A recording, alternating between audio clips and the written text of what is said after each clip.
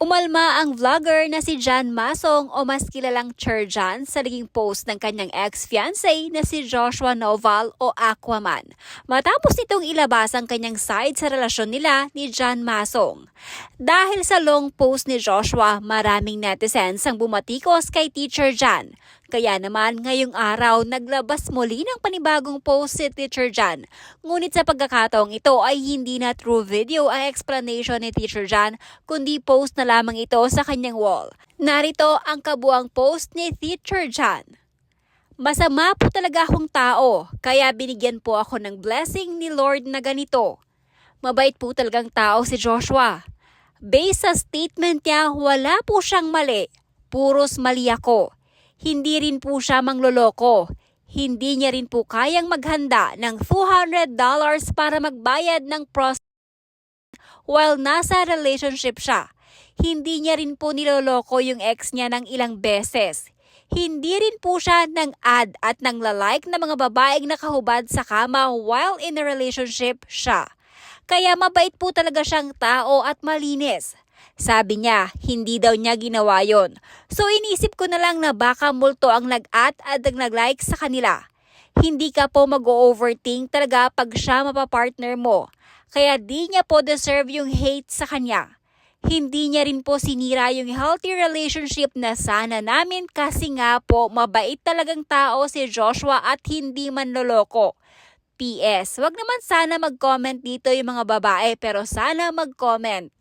Tinago ko na lang din po yung resibo sa una ng bayad ko sa kanya dahil yan yung sabi ko na pag meron na ako, babawi ako. Nagkataon lang talaga na wala ako sa mga panahong siya ang meron at siya ang tumutulong. At yung mga nahulog ko na pera sa joint account namin na ako ang nag-initiate na mag-open kami ng account na nasa kanya ngayon, tinago ko na lang din po ang resibo. Di niya po kasi na-mention, baka nakalimutan niya lang po. Sa Facebook mo rin pala na monetize na at nag-earn na since then dahil sa akin. Pero may narinig ka ba na sinumbat ko yan? Wala. Dahil hindi yan gawain ng tunay na partner. Pero yung taong tumulong para magkapera ka sa Facebook, tinamay mo pa.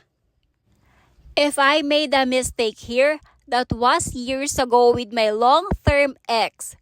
And I believe he forgave me and we forgive each other. We have proper closure at alam ni ex yan. Pero dinamay mo. Nang damay ka pa ng past. That was almost 3 years. Yung isang dinamay mo kung totoo man yun, sana yun na lang ginawa ko. As if hindi mo alam kung saan ang dahilan ng tawagan namin at kung sino pa yung tinatawagan niya that time. Dahil sa problemang meron siya. Alam mong nasa circle of friends namin siya. Kasama ka nun, di ba? Kumpleto tayo. Hindi madali mag-overthink, no? Lalo na kung gawain mo, ay wait lang, mabait ka nga pala at hindi mangloloko. Di na ako magma-mention dito ng name kasi masaya na sila sa buhay nila at ayaw kong damayan ng mga taong walang kinalaman sa away nating dalawa. At ang ate mo, na lagi mong kinikwento ang pamilya niya sa akin? Joke, syempre hindi ko dadamayin pamilya mo dito kasi malaki ang respeto ko sa kanila at hindi naman sila kasali sa away nating dalawa. Pero pamilya ko, dinamay mo. Kay Paul naman, deserve magka-affam? I-PM nyo na lang kung nakahingi na ba ako ng pera dyan sa kanya. Basta ang alam niya, kaya ako nang bumili ng Fortuner, hindi nga lang ako marunong mag-drive.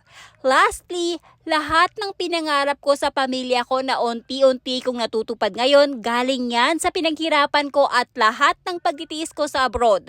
At alam ng Diyos na hindi lang ako sa pamilya ko tumutulong.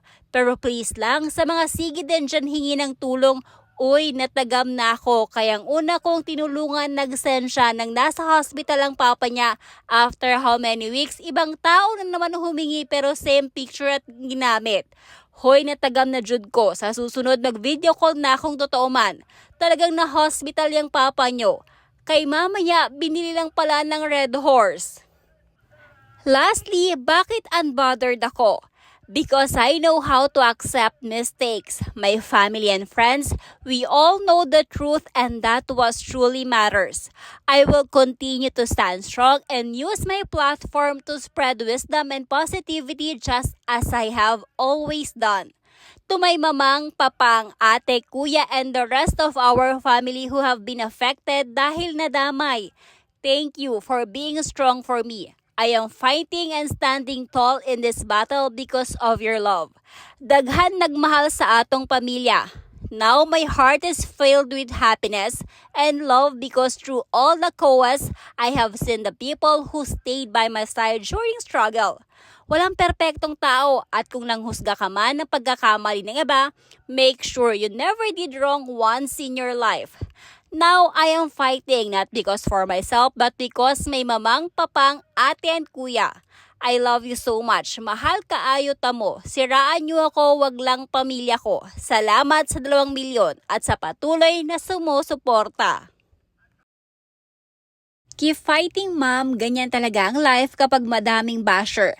Madaming nakikisawsaw po. It means sikat na talaga ang acting Disney princess. Ganyan talaga dumadaan sa ganyang bago mas lalo pang sisikat. Keep going.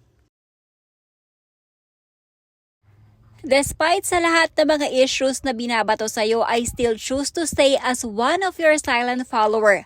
Laban lang diha and continue your vlogs. Madami pa din kaming nagmamahal sa'yo.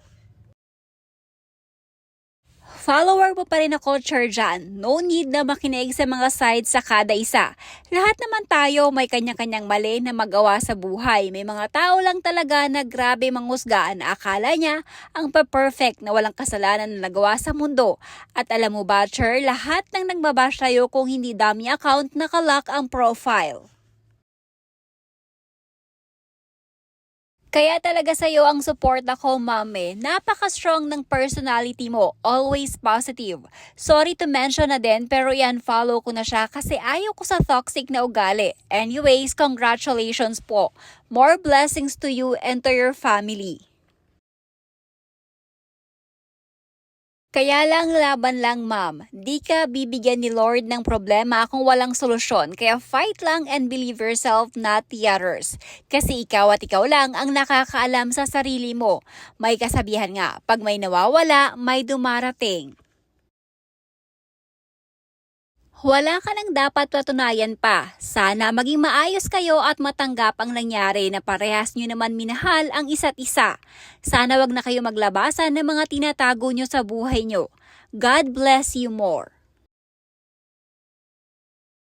You deserve this. Alam naman natin na lahat may mga kasiraan. Pero nagmahalan kayo. Sana respeto na lang, but keep fighting.